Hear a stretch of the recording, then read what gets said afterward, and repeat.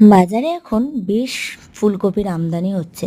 আর এই নতুন নতুন ফুলকপি দিয়ে জ্যান্ত রুই মাছ বা চারাপোনা বাটা এগুলোর আলু ফুলকপির পাতলা ঝোল খেতে কিন্তু অসাধারণ লাগে।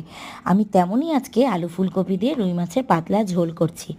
তো কিভাবে করেছি চলো একবার শেয়ার করে নিই। প্রথমেই আলু আর ফুলকপিটা একটু ভাপ ভাপ দিয়ে সেদ্ধ করে নিয়েছি।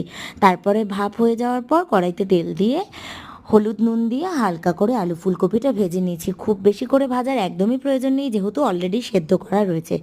তারপর ওই তেলের মধ্যেই মাছগুলো ভেজে তুলে রেখেছি।